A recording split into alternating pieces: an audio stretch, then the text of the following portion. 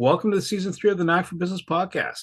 Today's topic is freeze your credit and freeze your property title. Your hosts are Bernie Fransworth from Creative Insight and Wayne Pratt from Motivate You Inc. So what can you expect from the Knack for Business podcast? Well, the aim is to help you find your feet in the business world, whether you're just starting out or you've been at it for a while. We have something for everyone. In each episode, they dive deep into a particular area of business and explore the ins and outs of that subject. They interview guests that are experts in their field who share their success stories and their experiences. They offer practical tips and advice.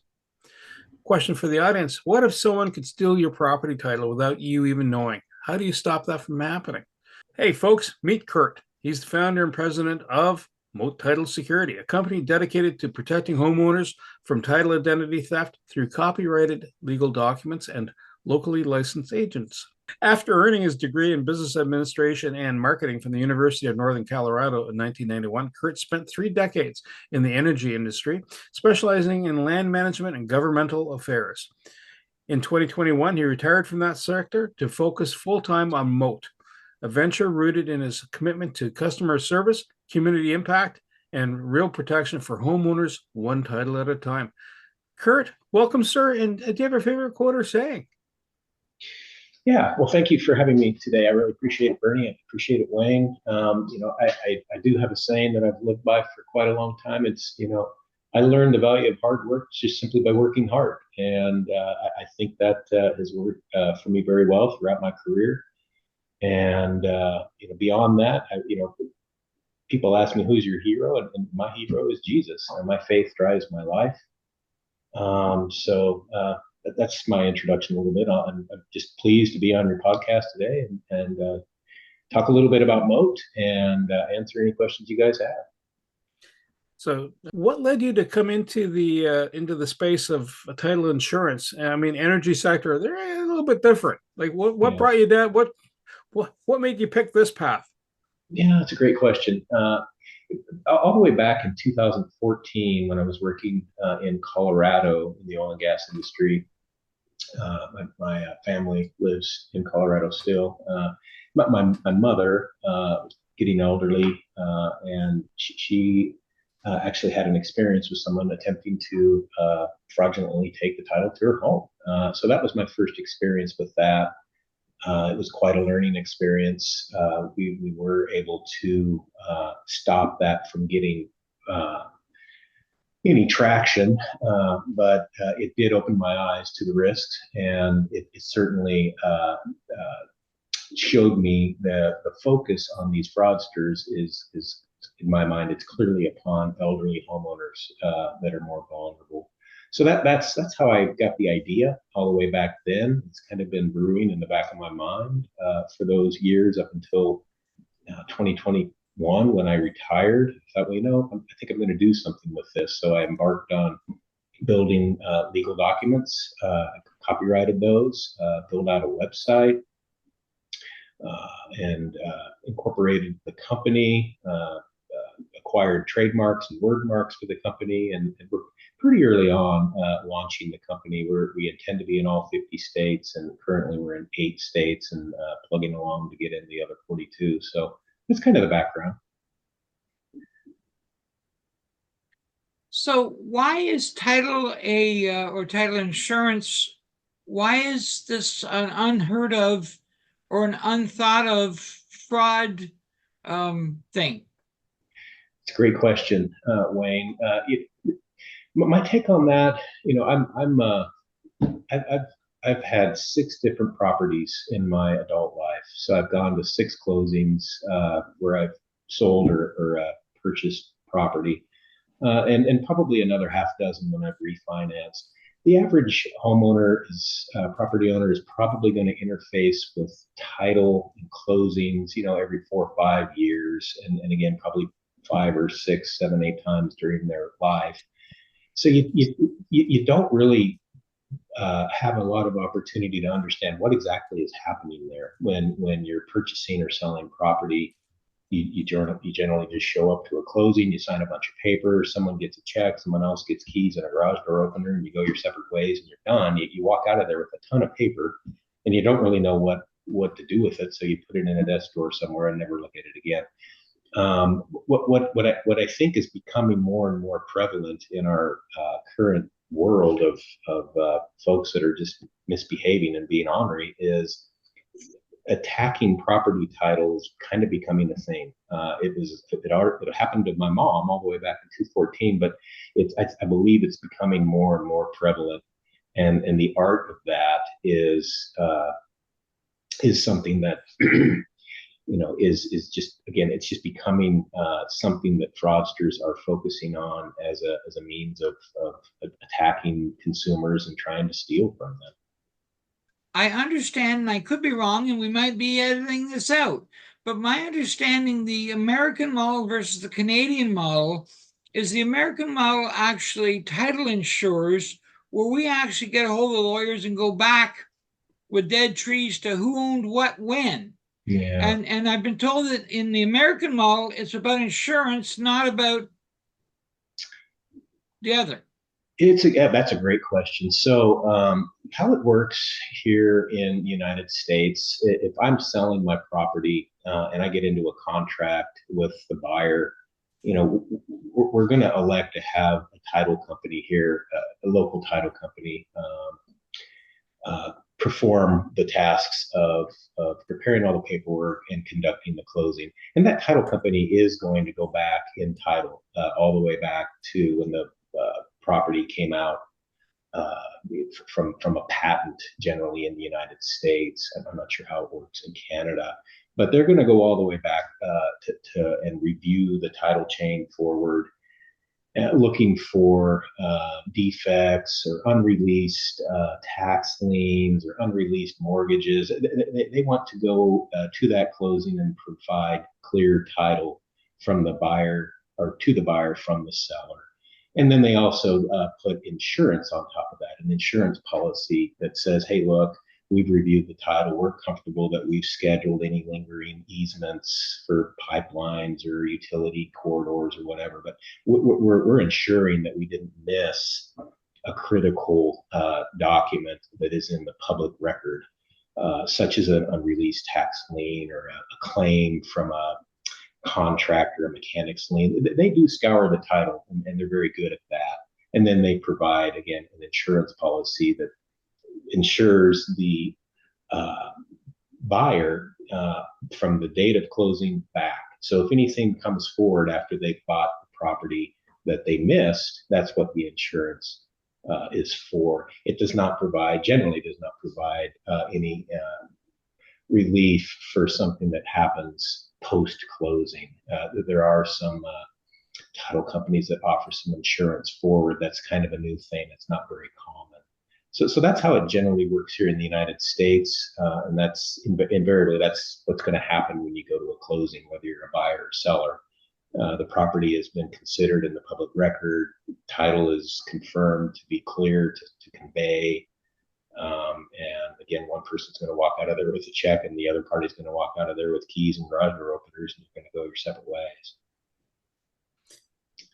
One of the things that I've heard here, let's say in the province of Ontario, when you're doing the title insurance, one of the other elements is that everything is in compliance. So first off, are there any liens, right? And are you the owner of the property, et cetera? But also, if you put up a structure, or let's say, or it's multi-unit residential place, that the local city, local bureaucracy has ordained it. Yes, that's a 6-unit multi-unit residential versus 5 or 4. Is that also part and parcel of what title insurance covers in your space too? Yeah, Bertie, that's a great question, and I'm glad you brought that up. That is part of what the title process for closing is here as well. If it's a residential property, R1 zoning, single family dwelling, they are going to confirm that there's not a zoning, something out of balance with the zoning. They do perform ALTA surveys to make sure the lot has not been encroached on by a fence or another structure.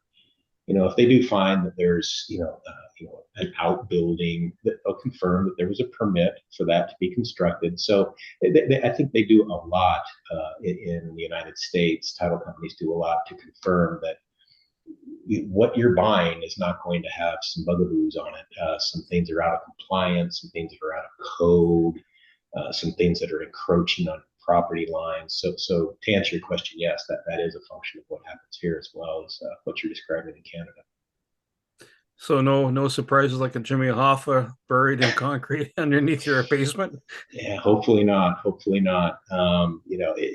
It's just each property is unique, and title companies. There's a handful of title companies that are national in scale here in the United States, and then there's regional title companies that often use those larger companies as their underwriters, and then they go all the way down to local title companies that are just operating in a city or a general smaller metro area.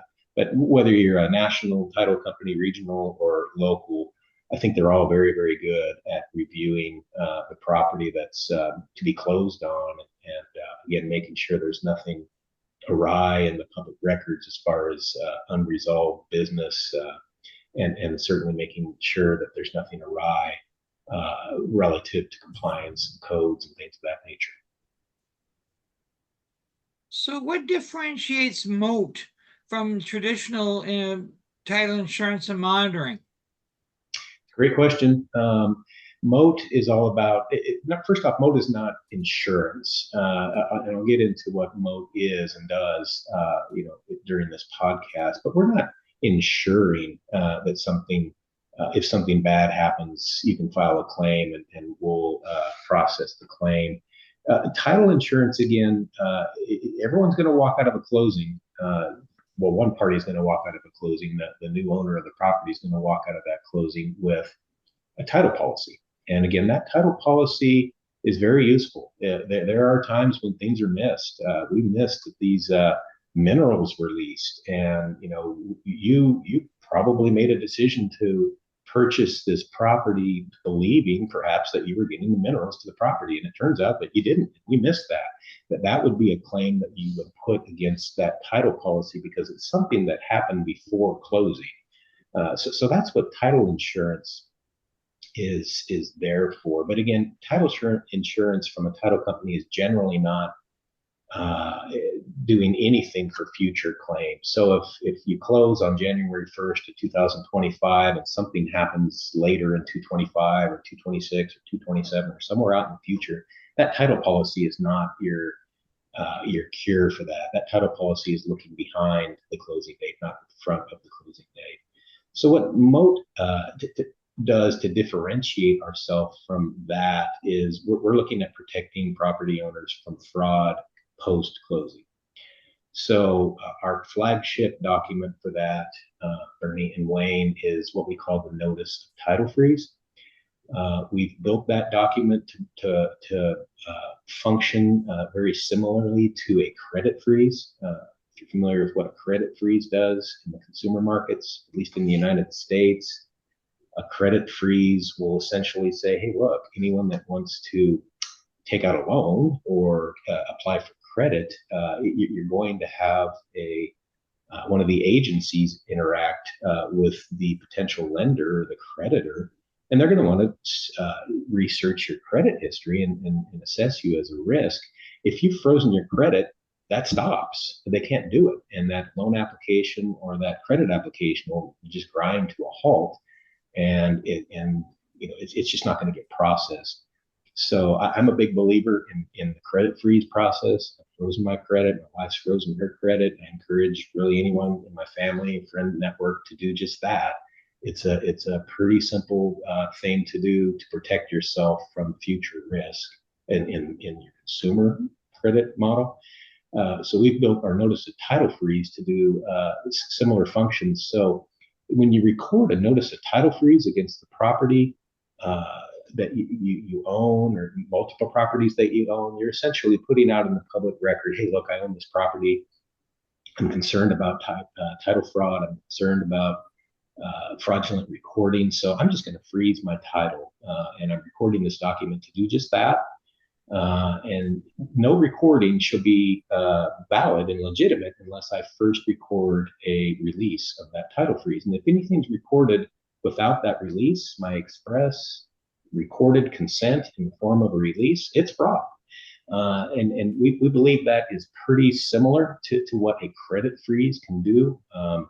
In the United States, there's 3 agencies that live in that space. And public records, there's literally thousands of clerk and recorder offices in the parishes and counties and boroughs of the United States. So it can't be done in just 3 spots. It has to be done specifically where the public records are kept, where the property is located. So it's a little more difficult. But in any event, when our clients have their title frozen in the public records, it's important to note that's where fraud starts. If someone's going to attack Curt Moore's property, they're going to have to snoop around in the public records to get familiar with, how he came into title and, the legal description of the property, and that they're going to build a fraudulent deed based on what they see in the public records. By placing that notice of title freeze in the public records, that's our first level of defense. It's a deterrence. I mean, if they're considering attacking my property, they're going to see that I've froze my title. And more than likely, that's enough of a deterrence that they're going to move on and seek a different target. So that's the first win. But if they miss it, or if they don't understand it, or they just simply don't care, and they file a fraudulent deed anyway, our view is our clients will be in a much better position to extinguish that attack, having frozen their title prior to the recording of the fraudulent deed. Whether you have a notice of title freeze in the public records or not, if a fraudulent deed is recorded, you're going to have some work to do to get that cleared up, and hopefully you can clear that up before they catalyze that attack with placing mortgages on the property and stirring up all kinds of other trouble. So that's what our flagship document is designed to do. We're pretty excited about that. That's a proactive approach to deterring and protecting property owners from title fraud. And I think we're on a very good path of getting that. It's a brand new product. Getting that introduced into a market on a national scale is a bit of a heavy lift, but we believe that based on where we are so far, when people understand what is the risk, and how does that work, the average person, property owner, is just not all that familiar with how it even works when it's working right, let alone when it's working wrong. We're pretty excited that our products are going to be well received in the market once we get them out in front of people and educate people and show them the value of what we're trying to do. So, Curt, when you're applying this the title insurance, do you find that you're more vulnerable if you don't have a mortgage on your property? Because if it's worth $10 and you've borrowed 8, you can't borrow another 8 on top of that because it has a certain value, right? So if there's already a mortgage on the property, or something applied to it for credit purposes, would that also stave off anybody from trying to basically pretend to be you? Bernie, that's a great question. In my experience, in our experience, if I'm a bad guy and I've got a spectrum of targets I'm looking at and looking for, I would definitely lean into unburdened properties as a higher target than heavily burdened properties, and just for the reason that you just stated. It certainly was the case with my mother back in 2014. She didn't have a mortgage on the property. I think that probably stood it up taller in the eyes of a fraudster to make an attack or seek to make an attack. And you're right. If I'll change the numbers a little bit. If there's $1 million property out there without a mortgage on it, that's pretty low hanging fruit. Compared to $1 million property that has an $800,000 mortgage on it. Trying to record another mortgage on that is going to be more difficult than if it didn't have any existing mortgage or burdens on it in the first place. So I think fraudsters are always going to look for easy paths to catalyze their attack. So definitely on our website where we try to explain the risk and show some news articles and whatnot, it's definitely a theme that unburdened properties are probably going to be higher targets just because they offer bigger wins for fraudsters. What is a notice of occupation? Notice of occupancy. Yeah. Yeah. Okay. So that's a great question. Thank you for that, Wayne. We've got two different product streams. The first one I've explained, the notice of title freeze, is all about behaving like a credit freeze, freezing your property title in the public records to protect yourself from fraud. Our second line is the notice of occupancy, and that's all about protecting property owners from unauthorized occupancy, which at least in the States, that's also referred to as squatters. That's become somewhat of a thing. Maybe it's been catalyzed more since the COVID-19 years. I'm not sure, but we've got any number of articles on our website indicating people. There's people out there that just say, "Hey, look, I'm gonna target this property. I'm gonna move in on it, and I'm gonna change the locks. I'm gonna put the utilities in my name. I'm gonna do all these things and claim that I have a right to be there." When the property owner sees that attack has been made, they've got a lot of work to do. Generally they'll contact the local authorities. They'll go visit them and say, "Hey, look, the property owner says you shouldn't be here, and they want me to serve the eviction notice, essentially." And squatter will just say, "Hey, no, I've got a lease." And they'll make up a story. They'll say, "Oh no, the property owner and I have a verbal agreement. They said I could be in here for this reason or that. I was going to do some work, and I could live in here while I was updating the kitchen or whatever." They've always got a story, which, if you think about local authorities, they're all about crime.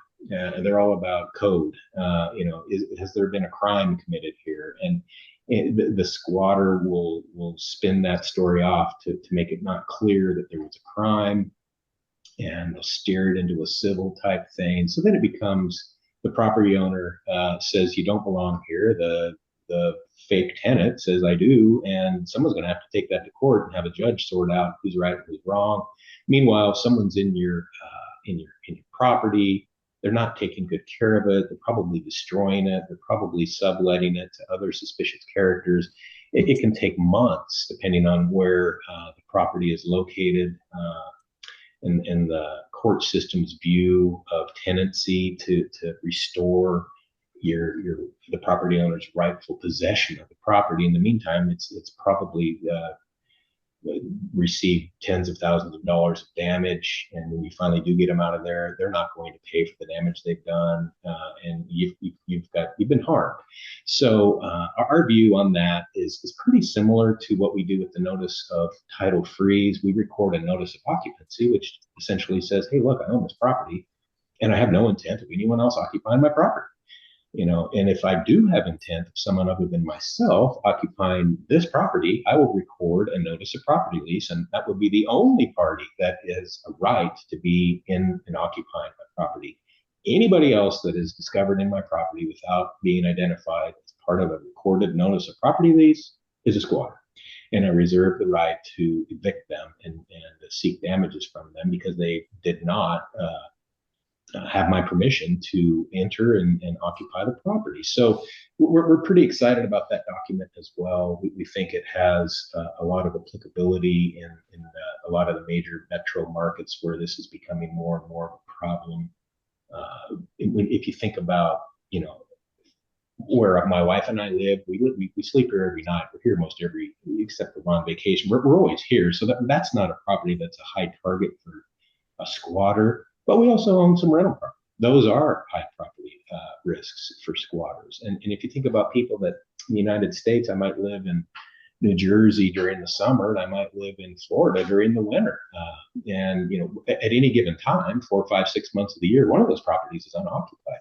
Those are high targets for squatters. So those are some of the areas where we're getting a lot of good traction with that notice of occupancy product. In commercial property, Is this process the same as a lease, or are they different, or where does a commercial lease fit into title insurance? That's a great question, Wayne. You guys are full of great questions. Our product lines are mostly positioned towards more residential property owners, but it certainly applies in commercial properties as well. The process is very similar. I think commercial property transactions are more complex just because the property nature of the properties are more complex. But at the end of the day, they're going to have a closing. It may not be closed at a traditional title office. It's usually the two parties are pretty sophisticated and they do their own due diligence both on both sides. If I'm the buyer, I'm doing due diligence on the property. I'm having probably an attorney inside the company or a hired attorney, research the records and make sure that when I buy this, I'm not going to buy somebody else's problems and unreleased mortgages and tax liens and things of that nature. And at the end of the day, there's going to be a purchase and sale agreement in a commercial transaction, and there's going to be a closing probably outside of the title company. But it's going to end up in the same thing. One party is going to record a deed conveying ownership from the prior owner to the new owner, and that's very important if you want to mortgage your property, leverage your property. Any lender is going to want to see that you have clear title to the property so that they can mortgage on that and be comfortable that there's not something wrong in the public records. So I'm wandering here a little bit, but I think the applicability is mostly for the Moat products positioned towards residential owners of property, but it certainly applies to commercial properties as well. It's just more complex. And I doubt if there's a big, at least in the notice of occupancy space, I don't think squatters are as prevalent against commercial properties as they are against more residential properties. But it certainly could be the case where they are going to make a tax against commercial property for title fraud. We'll just have to see. Are you finding that because you're across the U.S. right now, or different parts of the U.S., correct? We're in 8 states right now, and we're working as hard as we can to get in the other 42 states. The notice of title freeze, it's a brand new document. We've copyrighted it. I imagine at some level it will be copied at some level, or copied enough without penetrating our protection of the copyrights. But what we need to do, Bernie, on a state-by-state basis is look at the state statutes and consider our document resting in their public records and making sure that it's not going to cause any ambiguity with any state statute as it relates to things like public records, recording, title, fraud. We're in 8 states so far. 2 states we needed to make some references and cite some statutes just to make sure when we record these documents we're not, again, causing some ambiguity as to what are the state statutes trying to protect against versus what is our document protecting against, so we sync up. But hopefully, again, we're working as hard as we can on a state-by-state basis to get our documents synced up. But hopefully our goal is within the next 12 months, we'll be in all 50 states. Are you finding, though, that between the different states where you're either having the title insurance or, notice of occupancy, are there different types of fraud risks that you're seeing that are unique to a certain region? Or is it universal? I'm sorry, that's a good question. What our development plan is certainly focused on states where there's a high demographic position of elderly property owners. I think that first and foremost, that's a demographic that is clearly a target for fraud, so it's clearly a target for Moat to protect against fraud. So those two things line up. So to answer your question, is it different in Minnesota versus Florida for how this is done? I would say no. I think the concept of someone who has bad wiring and they just are a thief and a criminal by design, they're not really going to care if they're attacking a property in St. Paul versus Orlando. So to answer your question, I really don't think anywhere in the United States is safer than somewhere else against these types of fraud. And I think it's generally pretty similar, whether you're attacking something in the northern states or the southern states. It's important to note, and I think I'll just build on that a little bit here briefly.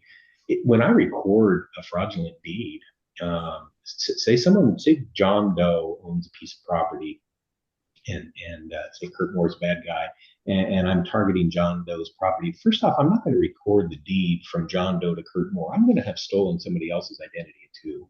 These guys are three-dimensional bad guys.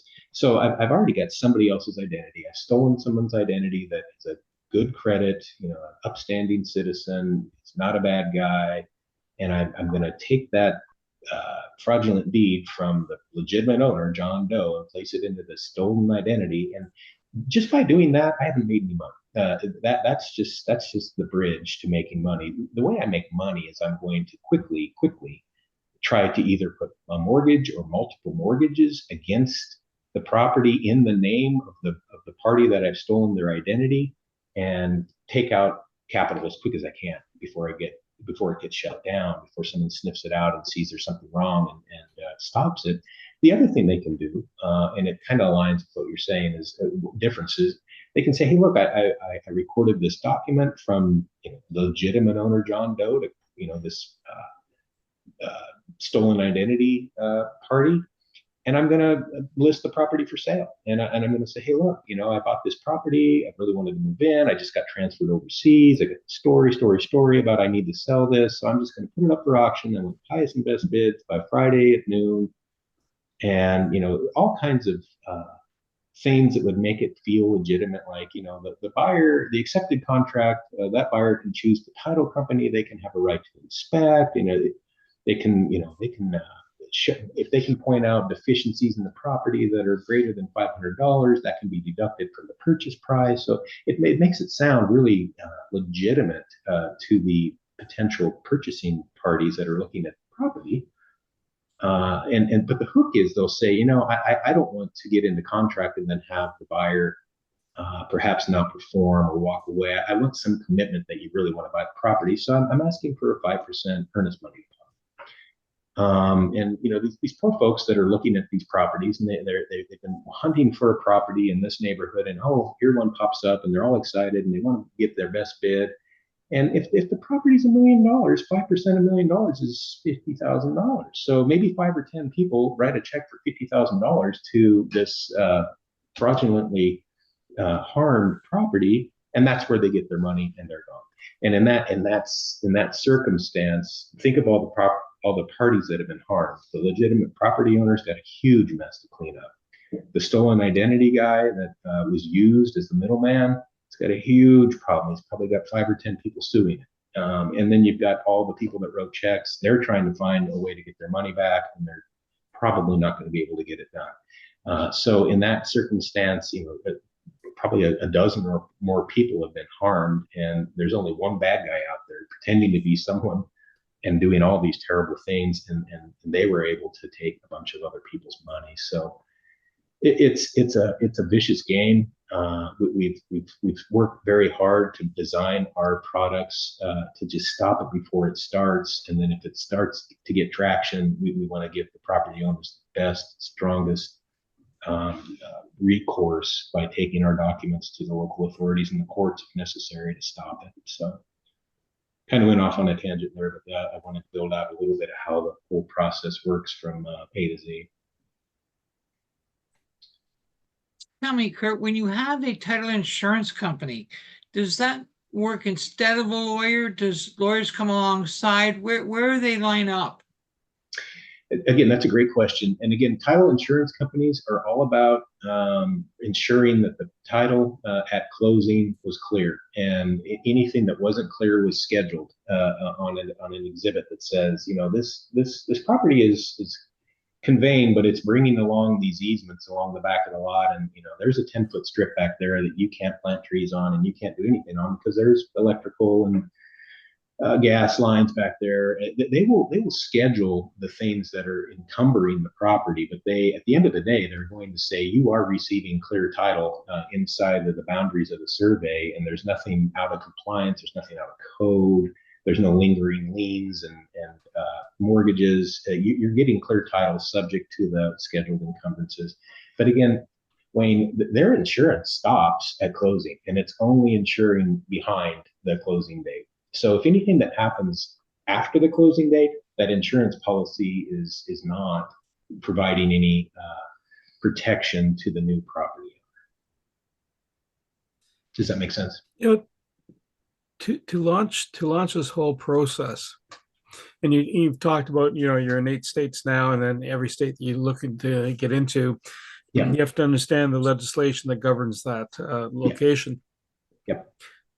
How much effort, says I've built a system that basically does a credit check to make sure that it's not so much credit, but as opposed to ownership, proof of ownership. How hard was it for you to assemble, the construct, and then find someone to say, okay, what are we going to do next? How do I build it? You have a general idea, then you have to do a kind of a proof of concept.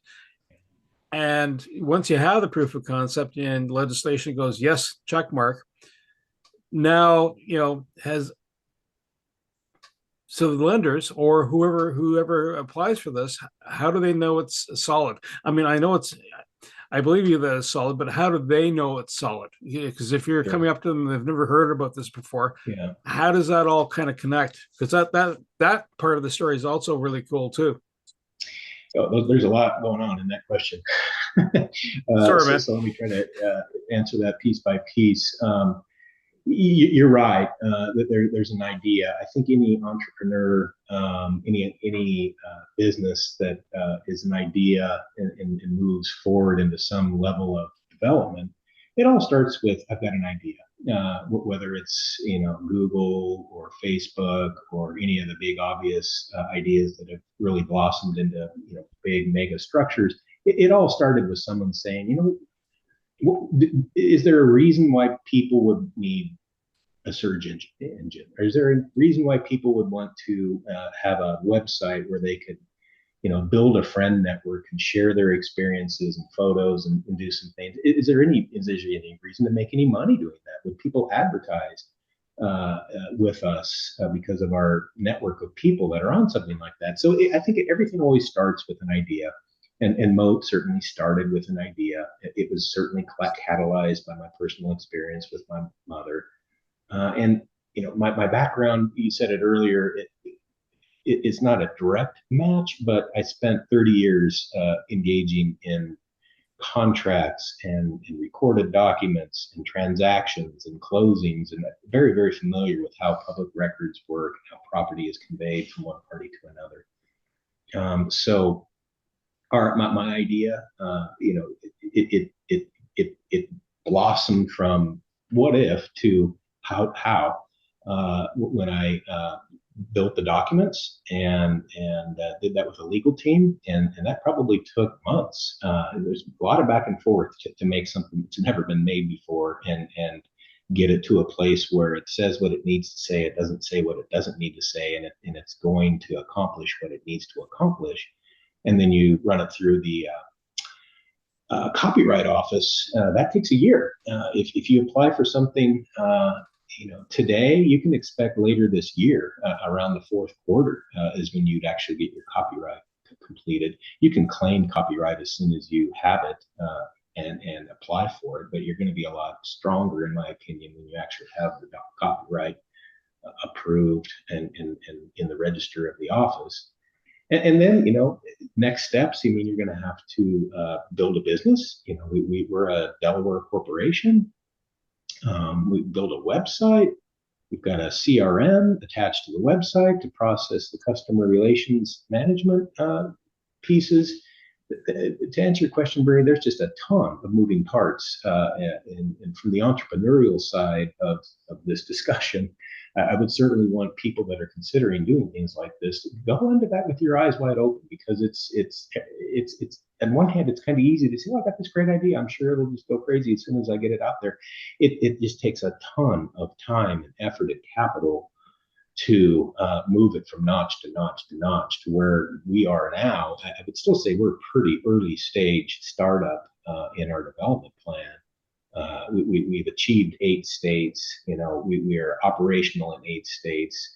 You bring up a great point, and we get this from time to time. Well, this all sounds cool, but who are you? And I don't really know that much about you. I'm reading about you on your internet or on your website, but are you really legitimate? So you've got to build a brand, and building brand is a ton of marketing, and it's a ton of stuff like I'm doing right here, just to make sure that the consumers that are potentially engaged go from kind of cool to warm to ready to buy. It's a process, and it's not for the faint of heart. It's an expensive endeavor to, in my opinion, to build something that intends to be in 50 states, when all 50 states have to be you have to be licensed to do business in those states. You have to make sure what you're selling in those states is not causing any controversy or any ambiguity. So I'm not trying to depress anyone here, but at the same time, I would want people that are considering an entrepreneurial venture to, again, go into that with their eyes wide open and consider all of the challenges that are going to come before you, so you don't get 2 or 3 notches in and realize the 4th notch is insurmountable, or notches 5, 6, and 7 is going to require capital that you don't have access to. It can be pretty humbling and frustrating. So great question. Hopefully I hit on that with my answers there. Did you find though in the process, and kudos to you for getting it up and running, it's only for the fact that anytime you're launching something new that involves regulatory bodies, right? Yeah. It's like this is going to be entertaining. Did you find though that you had to pair up either with law societies, like here there's in Ontario, it's the Upper Canada Law Society of Ontario, and or lending institutions, to because I could see them capitalizing on this as a good tool. Did you leverage those connections? We are in the process. I certainly have a pretty broad legal team with representation both in Colorado and in Oklahoma. That between the 2 of those firms, they have connectivity throughout the 50 states. So I'm comfortable that what we're doing as we grow out into the remaining 42 states, we'll get that right.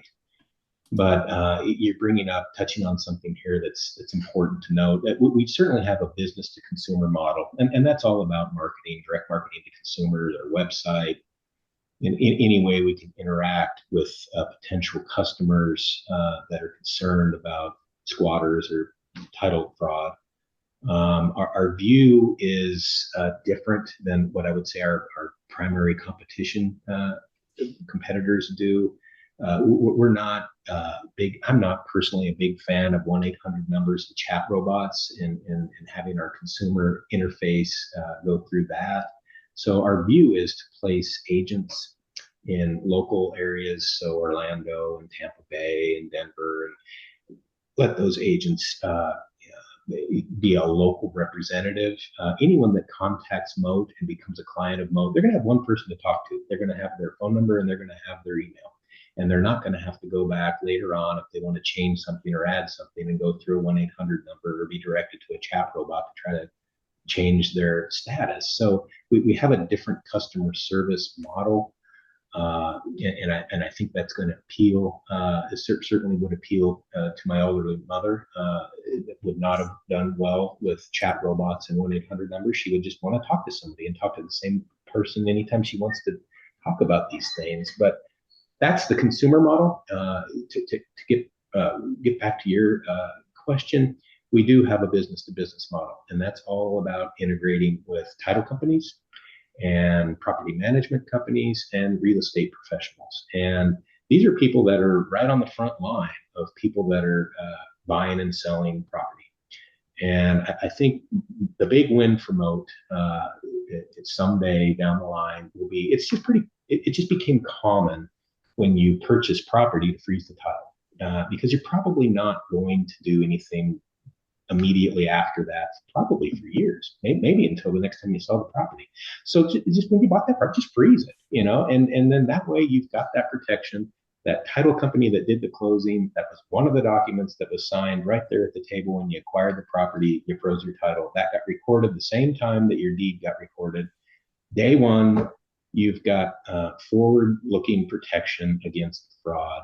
And then you're also, the benefit of the title company there is, if you're familiar with how, I'm sure you are, but in my experience, when you go to a closing, you go to a title company, you really didn't pick it. You didn't have really any part in choosing, was it this company or that. Either a lender or a real estate agent chose the title company, and you just show up and you sign a bunch of papers. The benefit for the Moat model is, the next time I need to transact, I want to go back to that same title company, and I want, as part of closing, I'm going to need to release my title freeze. So it's building linkages to other businesses in the near markets. So title companies, property management companies, and real estate agents. We definitely have a business-to-business model that we want to build out along those lines, in addition to our just direct marketing to the consumers. Curt, if this rings a bell and you want to know more, how do we get a hold of you? That's a great question. I would go directly to moattitleSecurity.com. You can reach out. There's a phone number there. There's an address there. There's info at Moat Title Security. I keep my finger on the pulse of all the inbounds from people that have questions and concerns. If they're in a state, in one of the 8 states that we're standing up in right away, we'll steer those people to an agent nearby. If they're in a non-represented state, I'm generally the one that reaches back to them, and if they have questions of any sort, we get it all. If you want to get a bunch of people talking to you, open up a website and put a phone number and an address and an email on there, and you're going to get a lot of people talking to you. So if they have questions or concerns and want to reach out, just go to the website and inquire, and you'll probably be talking to me.